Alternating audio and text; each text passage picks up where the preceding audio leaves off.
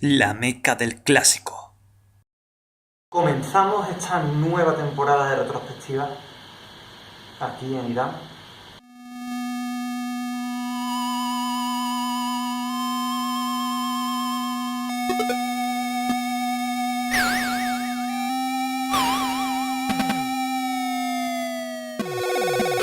Yo he sentado a la manera tradicional persa, con la alfombra y todo el lío, y con un poquito el tesecillo, ¿no? Aquí con la pareja. Pues nada, el juego que hoy vamos a tratar, como podéis ver, es Shadow of the Beast para Master System. Hay que mencionar un par de cosas sobre la versión original. El juego originalmente salió para Amiga, es un clásico de los ordenadores de 16 bits, concretamente de la Amiga, puesto que la versión que salió para Atari fue un verdadero truño, una mala adaptación, casi no parece un juego de 8 bits que de 16 bits, lo cual no se explica para un ordenador relativamente que podía hacer mucho más, como es el Atari ST. Esto que estamos viendo es una adaptación de ese juego, del juego Shadow of the Beast, gran clásico arcade de Amiga, perteneciente a la segunda etapa de juegos de la Amiga, porque explota de los juegos, Shadow of the Beast es de los primeros juegos en Amiga, en ordenadores de Beast, que comienzan a explotar al máximo el hardware de la Amiga. Vemos sprites de gran tamaño, con una cantidad de objetos y de información en la pantalla enorme. Se hace un exquisito uso de los sprites manejados, computerizados que se llaman, manejados no mediante el propio chip, sino a través del procesador principal. Son algo así como los sprites de hardware, pero duplicados. Y se utilizan para hacer los árboles y todos los objetos de fondo, haciendo que parezca que el juego tiene más de dos planos. Todos sabemos que Shadow of the Beast en todas sus versiones es famoso por su técnica del uso del paralaje, un scroll por paralaje, es decir, dos o más planos moviéndose, el del frente más rápido y el del fondo más lento.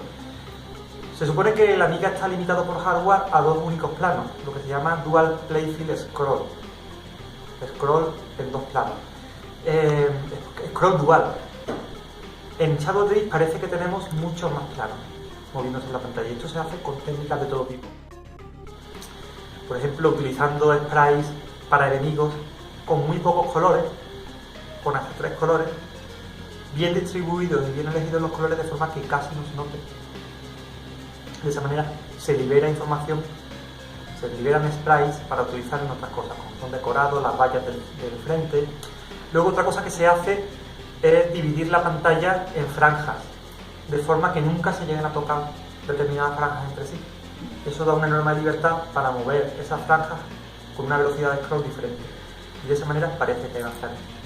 Entonces la dificultad radica en cómo portar un juego de estas características, un pepinazo de este calibre, a una consola limitada como la Master System de 8 bits. Sin embargo, se ha hecho. Podéis ver aquí la demostración manejada por la computadora, y lo que se ha hecho básicamente es simplificar el escenario, quitar un montón de elementos redundantes y decorativos que no son puramente necesarios, y simplificarlo todo al fondo con esas montañas que se repiten cada cierto tiempo. Las nubes, divididas a su vez, parecen en 4 franjas, ¿veis aquí? Moviéndose a su vez de forma automática con diferentes velocidades de scroll. Y luego tenemos ese fondo de césped que está dividido en 4 franjas, cada una de 2 o 3 colores, 2 colores únicamente. Entonces, han sabido resolver con excelente maestría la limitación de la Master System para no sacrificar características que son fundamentales y esenciales de toda versión del Shadow of the Beast que se precie, como el scroll por paralaje. Han conseguido mantener el scroll por paralaje, aunque sea en el césped y en las nubes y fondo. Así que vamos a echarle un vistazo a este juego, vamos a ver más elementos del mismo. Este juego que tiene una atmósfera tan peculiar, no es apto para cualquiera. Hay mucha gente que al acercarse a él no lo termina de comprender, le resulta demasiado bizarro, y es cierto que es un juego que mientras lo juegas en todo momento te da una cierta sensación de tensión, de intriga, ¿no? de inquietud. Nunca estás del todo tranquilo en el juego. Vamos a ver los diferentes elementos que hacen que este juego sea así. Vamos a ver.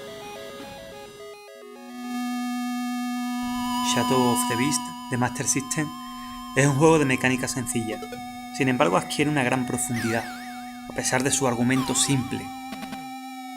Y eso es porque el desarrollo de la partida y de los mapeados no es necesariamente lineal. Al comienzo de la partida podemos elegir la dirección en la que podemos empezar a explorar el mundo. No hay un sentido predefinido en el que debamos movernos, y no se especifica nada al respecto en el manual de instrucciones ni en la demostración. El juego no se subdivide en fases o niveles, sino en regiones, las cuales están interconectadas entre sí. Puede accederse a nuevas regiones con objetos especiales clave que debemos encontrar a medida que avanzamos y hacer uso sabio de ellos. Un total de 8 regiones componen el juego: 3 áreas de planicie, la fachada del castillo, el castillo de las bestias propiamente dicho, la galería sin aire, la gruta, la fortaleza subterránea. Fuera de eso, la mecánica de juego es sencilla. A medida que avanzamos por el nivel, nos irán saliendo a nuestro paso enemigos. Deberemos reaccionar y golpearlos o esquivarlos antes de que nos golpeen. La mayoría de los enemigos se mueven de manera lineal, y por lo general no puede haber más de un enemigo simultáneo en pantalla. El propio algoritmo del Shadow of the Beast de Master System no lo permitiría. El juego se ralentizaría enormemente, dado el tamaño de los sprites. Con ayuda de nuestro inventario podremos ir almacenando los objetos que recolectemos y utilizarlos cuando nos sea necesario. Lo primero que nos llama la atención del juego al comenzar a jugar es el personaje protagonista. El personaje transmite valentía, es capaz de enfrentar a toda clase de criaturas que parecen extraídas de los mismísimos infiernos y toda clase de barreras. Sobrepasará todas las barreras con tal de vengarse y recuperar su forma humana. No importa en cuántas magnitudes los enemigos le superen en tamaño. En ocasiones encontrará objetos que le ayudarán en su travesía y que deberá administrar y usar sabiamente.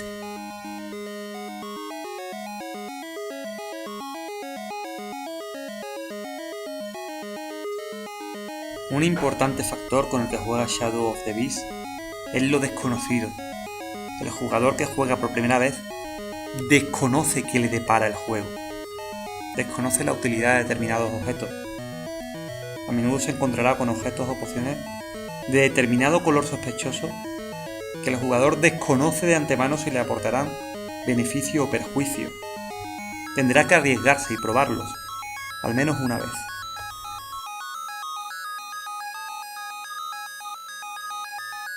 Mientras se juega a Shadow of the Beast, toda clase de sensaciones y sentimientos, a pesar de lo limitado de la máquina, nos asaltan.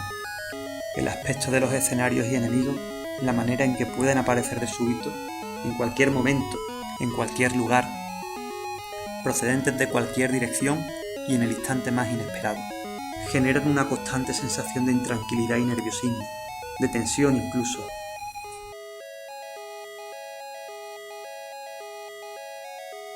Lo complicado de su jugabilidad en niveles avanzados, la propia limitación del personaje en agilidad a la hora de invertir su trayectoria o movimiento previo, de reaccionar con celeridad ante un ataque enemigo, lo convierten en una dura prueba, en un reto solo apto para jugadores experimentados y expertos.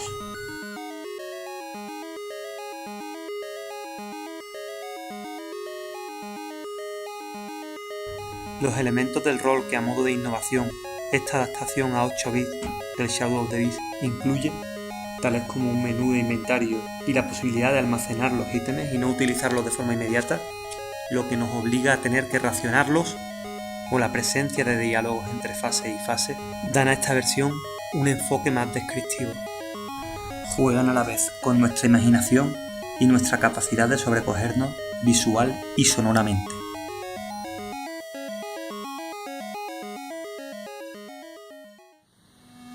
Una cosa que me llama la atención de los gráficos es que la Master System solamente tiene 32 colores. Solamente el spray del personaje, de los corazones de las vidas y demás, se comen varios de los colores totales de la Master System. Y sin embargo, los colores de fondo de cada fase, de cada nivel, de cada región, van cambiando. Es curioso cómo han logrado distribuir los colores para que quepan distintas variedades de enemigos con una cantidad, un total de posibles enemigos bastante grande, que pueden aparecer en una misma fase. Muchos de ellos se repiten entre fase y fase. Tiene que aparecer además las plataformas de cada nivel, el fondo, los objetos, baúles y demás, si bien los diseños de algunos de estos cambian de una fase a otra. Considero que han distribuido muy bien los colores. La elección de los colores en esta versión de Shadow of the Master System es muy acertada. No desmerecen nada con respecto a la de Amiga, además, a pesar de su clara inferioridad técnica. Pero esta no se hace claramente perceptible. Es un juego con un nivel gráfico muy alto, a pesar de tener que suplir con todo esto. Y luego, cómo consiguen además, cómo les sobran colores o consiguen hacer también la distribución, que se pueden permitir el lujo de añadir ciertos sombreados, ciertas tramas a determinados elementos, como por ejemplo las nubes, el césped, determinadas paredes. En ocasiones algunos elementos llegan a utilizar hasta 2 o 3 colores únicamente para hacer todo esto. Por ejemplo las nubes del primer nivel. Entonces me gusta mucho. Creo que lo han hecho muy bien. Y en este sentido pues habrá que darle una nota muy alta a este apartado. Vamos a analizarlo un poco más en detenimiento. Los gráficos de esta versión son mucho más sencillos que los del original, como no podía ser de otro modo, puesto que se trata de una máquina de 8 bits y no de 16, y la original tenía varios chips para tareas gráficas dedicadas. Básicamente los escenarios se componen de una sucesión de elementos que tienden a repetirse, conformando de esta forma el escenario del juego de cada región como si se tratara de un mosaico. Son simples pero buenos, logran la ambientación con una gran originalidad y acierto. Han elegido los colores cuidadosamente, todo congenia y cuadra. Además logran resolver de manera exquisita las limitaciones técnicas de la Master System, sin sacrificar ciertas características del juego original. Las nubes se componen de 2 únicos colores, son bicromas, pero tan sabiamente distribuidos por el sprite a través de tramas y también diseñadas que consiguen apariencia de realismo, con un contorno y sombreado de gran calidad y acabado gráfico. La hierba del suelo se compone únicamente de 4 y se subdivide en 3 planos, que junto con el plano de fondo de la montaña, los elementos ocasionales como árboles, pozos o troncos podridos, incrustados en el tercer plano, de mayor profundidad del suelo, y los 4 planos de las nubes, subdivididos en bandas en constante movimiento, logran, apuntalan y confeccionan ese exquisito efecto de scroll por paralaje múltiple, que llama la atención al jugador que por primera vez se aproxima al juego, junto con la estética maldita y siniestra de los personajes. Mención aparte merece la calidad de los diseños de los enemigos y personajes del juego, su enorme variedad, así como el gran tamaño de los enemigos de fin de fase. Todas ellas cuentan además con los fotogramas mínimos necesarios, a menudo subdivididos probablemente en tiles de 8×8, con lo que logran ahorrar muchísima de la valiosa memoria en la ROM del cartucho, con una capacidad de 256 kilobytes, 2 megabits o megas en la jerga de las revistas antiguas de videojuegos de los 90. La pantalla de presentación combina sabiamente los tonos intermedios de verde, azul y rojo para generar matices y sombreados. Es muy cuidadosa también la confección de la pantalla de ítems, así como de diálogos. Mención aparte merece el hecho de que el juego opta por tonos verdosos en lugar de grises o malvas para el pelaje de ciertas criaturas, incluido el protagonista en la propia pantalla de presentación del juego. Una de las diferencias están más notables con respecto a la versión original de Amiga u otras adaptaciones.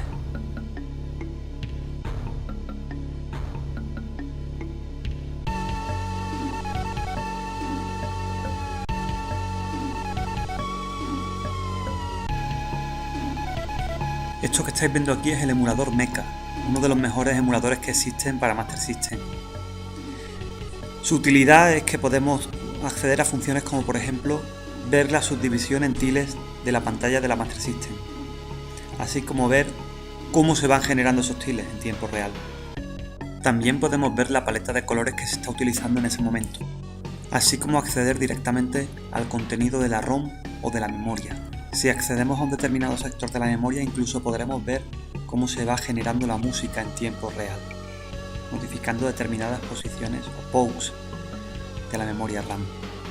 Eso que ves en el centro es el mapa de tiles.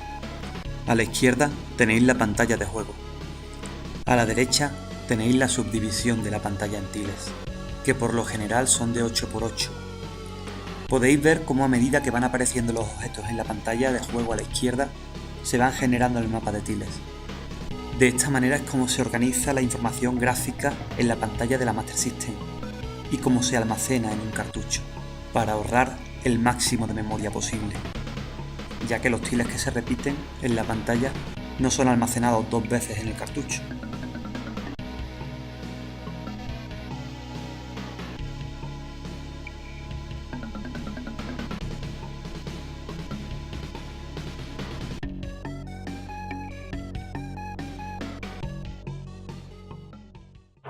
Una de las mejores maneras de analizar un juego es viendo la impresión que produce en el jugador por primera vez cuando se aproxima a él.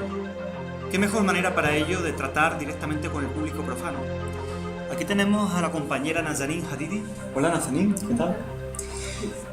Ella ha jugado recientemente al juego, por lo cual tiene una buena primera toma de contacto que nos será muy ilustrativa de algunas de las características que el jugador, el ojo poco experimentado en la historia de los videojuegos, percibe por primera vez. Nazanin, hace unos días jugaste a este juego. ¿Cuál fue tu primera impresión? I found some characteristics in this game. I found it mysterious, adventurous, surprising, sometimes dangerous, and by surprising I mean that in this game the events are not predictable, and you don't know in the next step what will happen, and also the time is limited, and while playing I feel nervous. It's an unpredictable kind of game. Un tipo de juego impredecible. It's a different game. In what sense? ¿Diferente en qué sentido? Different graphic, different music, drawing. What will be the characteristics of this game you will most remark when you first time? ¿Cuál sería la característica de este juego que más destacarías cuando juegas por primera vez? The first one is mysterious, magical, and adventurous, because the protagonist of the game is going to find or to discover many things. And also I like the story of the game, the Shadow of the Beast. It's so interesting for me that he has to pass many barriers to be able to change himself to a human. Why do you say you are nervous? ¿Por qué dices que te pones nerviosa cuando juegas a este juego? Solo es un juego. Too much attacks around this character everywhere. Under the earth, in the sky, everywhere. Always he has to be ready to fight. And with a limited time, it's so difficult. That's what I say. So, I see you are very interested about the music of this game. Why? Veo que tienes mucho interés en la música de este juego. ¿Qué piensas de ello? I like the way that the music changes sometimes. When becoming nearer to a danger, the rhythm changes, and it shows that he's in danger, and also sometimes it shows that he's going to fight against a new enemy. You are referring to the final boss. Te refieres a los jefes finales, ¿no? A veces la música cambia al final de un nivel, como en Escarios el asesino, o al pasar a un nuevo nivel. A menudo hay un cambio de música, incluso a pesar de que solamente hay 2 músicas en el juego. ¿Y qué piensas de los gráficos? De la forma del juego, los enemigos, escenarios, elementos. Graphic has, I think it has few colors, but it's well done. And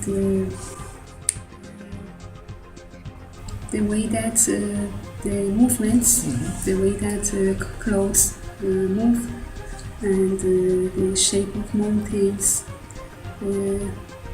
they are so keen, the mountains, and each place, it shows that there is a magical place, there is a mysterious place, sometimes so dangerous, sometimes dangerous enemies.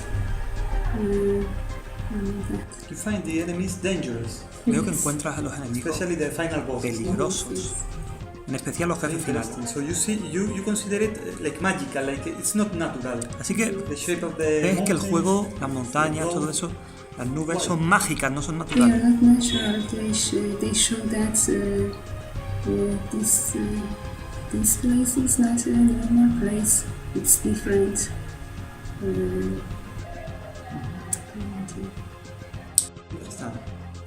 Nazanin Hadidi, thank you very much Muchas gracias for this first approach. por esta for primera sharing it with us. Shadow aproximación of the Beast for Master System. al Shadow of the Beast de Master System, por compartirla con nosotros.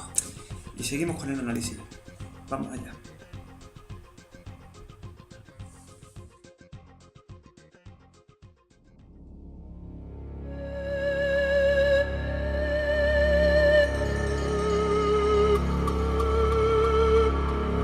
El hecho de que las nubes se muevan como sacudidas por el viento, a gran velocidad como para obtener esa agilidad de movimiento a pesar de la altura, transmite al jugador la idea de que nos adentramos en una llanura misteriosa, ya que en la vida real las nubes no persiguen a la gente. El aspecto de las montañas es destartalado, siniestro, al igual que el de las cavernas del segundo nivel. De alguna manera no parecen montañas naturales, con esos picos escarpados. De algún modo se relacionan con el lugar, que parece mágico, peligroso, pesadillesco, inspirando así al jugador una sensación constante de respeto y miedo, y de la necesidad de abandonar el lugar a toda prisa, tan pronto como sea posible. Los enemigos pertenecen a una amplia gama, sus aspectos son enormemente variados e impredecibles, pesadillescos, incomprensibles a veces. No sabes en qué momento exacto pueden aparecer y por dónde. Unas veces aparecen por delante, otras por detrás, otras desde el techo, otras emergen del suelo, otras avanzan a ras de suelo, otras por aire, otras a mediana altura. Algunos pueden saltarse, otros no. Otros obligan a agacharse o a detenerse, incluso a invertir el movimiento. Otros a golpear de espaldas. La mayoría son destructibles, algunos no. Los enemigos de fin de fase suelen ser gigantescos, con tonos verdosos, fluorescentes u ocres, que les dan un aspecto extremadamente peligroso y diabólico. Uno no puede cesar de imaginar por un instante al jugar este juego la sensación que sobrevendría al encontrarse algunas de estas descomunales criaturas en la vida real, como por ejemplo el enemigo final del juego, apodado The Evil One, el maligno, extraño, innatural, inhumano, inverosímil. Otros monstruos ni siquiera parecen corresponderse con un animal concreto. Sugieren grotescas mezclas entre animal y criatura mítica, como Koranis, el Wargo que dista mucho de parecerse al aparecido en las míticas novelas de Tolkien. Algunos diseños de las criaturas están plagados de referencias extravagantes y reinventadas al folclore popular y a la fantasía épica, en sus vertientes más malignas. Otros a la mitología clásica, así como medieval, pero siempre desde su propio enfoque y estilo únicos. Como quiera que sea, la apariencia en general de las criaturas del juego, incluido el protagonista, es en esencia maligna. El propio título del juego es una referencia a la mitología bíblica, al igual que el propio aspecto caprino del protagonista. La elección de los tonos verdosos en lugar de grises o malvas para la representación de determinadas criaturas grotescas y descomunales dan al juego, a esta versión en concreto, un aspecto entre psicodélico y grotesco, macabro, desconcertante. Parecieran extraídas de otra era dimensional de la mitología literaria de Lovecraft. El juego es extremadamente difícil para el jugador principiante. Debes ser extremadamente precavido. En cualquier momento algo puede atacarte. Debes estar alerta en todo momento, preparado para esquivar, defenderte e encajar el golpe.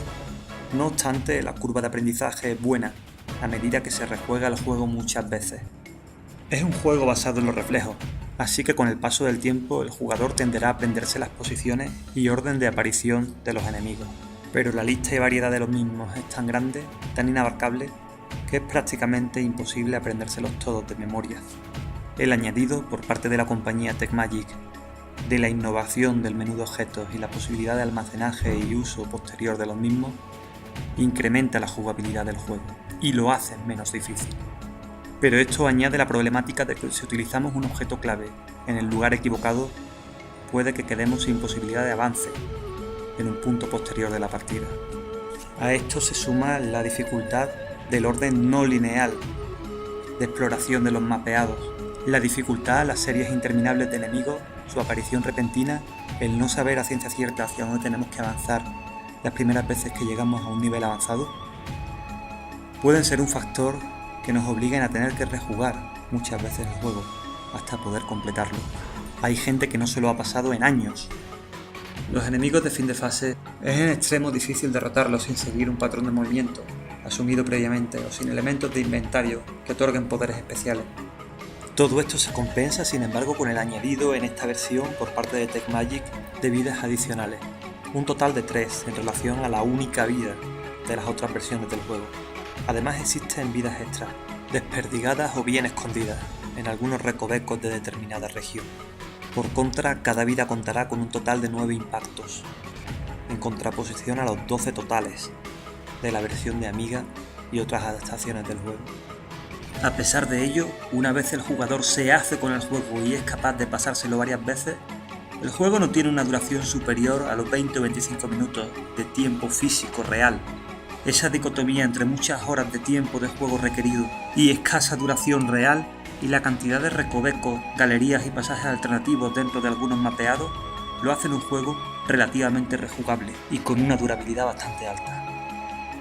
A pesar de todo, la jugabilidad, una vez el jugador se hace con el sistema de juego y familiariza un poco con el nivel, no es mala, potenciada por la ayuda adicional de los power-up y del inventario o de las vidas adicionales y extras, es aceptable, pero requiere práctica. Prosigamos con el apartado de la música del Shadow of the Beat de Master System. Todos conocéis, así a grandes rasgos, algunos retazos de la banda sonora original de Amiga, el famoso tema con flautas de la presentación, de la intro. Se caracterizaba por tener samples de muy gran calidad y por una brillante composición por parte de David Whittaker. Sabéis también que el repertorio de temas de Shadow of the Beast original de Amiga es relativamente amplio. Pues bien, 2 únicos temas de esta banda sonora han quedado en la versión de Master System, que son los 2 mismos temas que aparecen en las versiones de ordenadores de 8 bits, Spectrum y Astra CPC. La versión de Master System ha sido port de la versión de Astra CPC y Spectrum. Sí sabemos que hay algunas ligeras diferencias, y son debidas a que el sistema para producir la percusión en el primer tema, el tema de la presentación de Master System y de la llanura, es diferente en Master System y en Spectrum y Astra CPC. En Spectrum y Astra CPC se utiliza el chip AI de Yamaha, que mezcla el ruido con los 3 canales musicales, produciendo la percusión. Mientras que en Master System tenemos un Texas Instrument de 3 canales musicales más un canal adicional de ruido blanco con el que se produce la percusión. Son pequeñas diferencias, pequeños matices. Lo primero que nos llama la atención es que, a pesar de que son 2 únicos temas, son de gran maestría lo que es la adaptación, están muy bien conseguidos, tienen una excelente polifonía, aprovechan al máximo la partitura de los 3 canales. Eso se ve claramente en el segundo tema, el tema de la cueva, ¿no? Que la versión original de Amiga aparece en la planicie. Es exquisita la polifonía en este tema, utilizando medios, graves, agudos, contrapuntos, tanto agudos como graves, que van cambiando y evolucionando a lo largo del tema. Varía bastante con respecto a la versión original. Es casi un tema nuevo en sí mismo. Y sin embargo mantiene la esencia del original, ese toque de intriga. Así que nada, decir que lo que más llama la atención es que a pesar de ser 2 únicos temas, los van alternando durante todo el juego, entre fase y fase. Y sin embargo en ningún momento deja de cuadrar. Encaja a la perfección. Es curioso cómo se adaptan los temas a la acción de cada momento del juego, a pesar de que son todo el tiempo los mismos. O sea, Shadow of the Beat System es un claro ejemplo de reaprovechamiento de las mismas canciones durante todo el juego. Claro, son canciones muy largas, ¿no? La razón de esto es obvio. ¿Por qué 2 únicos temas en esta versión? ¿Por qué sacrificar tantísimos temas originales? Es evidente que cuando tenemos un cartucho de 256 únicos kilobytes de memoria, lo que se conocían en las antiguas revistas de videoconsolas de los años 90 como megabits, como megas, serían 2 megas, ¿no? 2 megabits en la revista. 256 kilobytes tenemos que rapiñar el espacio. Si hacemos 2 temas tan elaborados, tan largos, estamos limitando recursos que luego pueden faltar para los gráficos. O sea, ahí tiene que haber los gráficos de todo el juego y sabemos que hay un repertorio de enemigos, como hemos visto en el apartado gráfico, amplísimo, con 2 fotogramas como mínimo cada uno. Entonces tenemos que meter todo eso, los fondos y demás. No daba mucho de sí la memoria disponible en el cartucho de la Master System. Y en cuanto a la versión de ordenadores de 8 bits, me imagino que si tenemos que el Spectrum tiene únicamente de serie 48 kilobytes y el Spectrum ampliado 128 kilobytes, el que traía el chip Yamaha, creo que la versión de Shadow of the Beat Spectrum es compatible con 48K, pero no reproduce las músicas al no tener el chip Yamaha Y. Tan solo efectos de sonido con zumbador ZX. Y si a su vez el Astra CPC tenía originalmente de serie 64 kilobytes, la versión es ampliada de disquete 128, es complicado que quepa en eso la carga del juego, ¿no? A pesar de que es un juego multicarga, en cada fase se produce nueva carga de la cinta, pero el motor básico, lo original del juego que se reaprovecha en cada fase, eso ya está cargado de antemano, lo que se carga es únicamente la información correspondiente a la fase. Y como hemos dicho, las músicas se repiten. Sabemos que si nos matan en las versiones de ordenadores de 8 bits, tenemos que volver a rebobinar la cinta y cargar desde el principio, es decir, cargamos todo el motor y las músicas. Así que no daba mucho de sí ni la memoria RAM del Spectrum y Astra CPC en que tiene que caber el juego, motor, música y demás, ni la memoria del cartucho de Master System. Han conseguido resolver en el apartado musical las limitaciones propias de estos 2 sistemas con excelente maestría, sin hacer que desmerezcan en ningún momento los temas de la banda sonora. Vamos a echar un vistazo ahora a los efectos de sonido.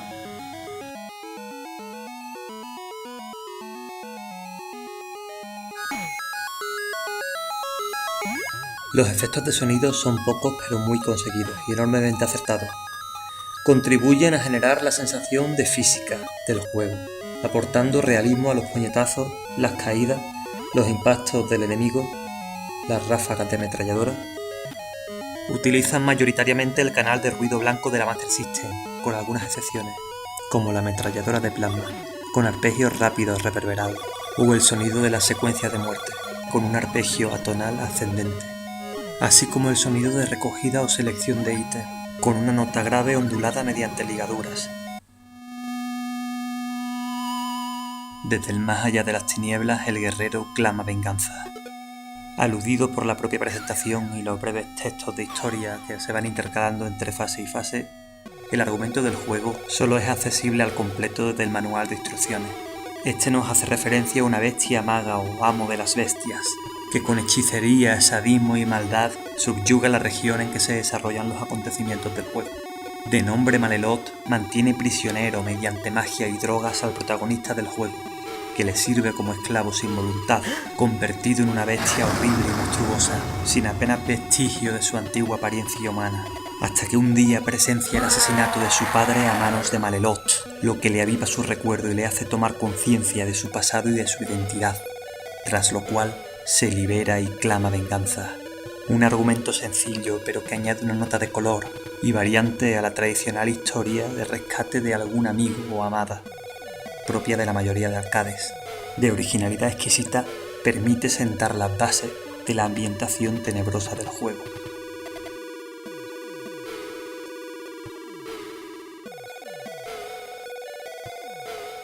Varias han sido las carátulas con que ha contado este juego. Las más notables son la de la versión europea y norteamericana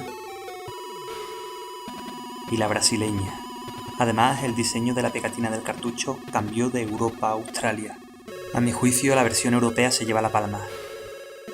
El arte de la portada es original y maravilloso, terrorífico, pesadillesco, maldito.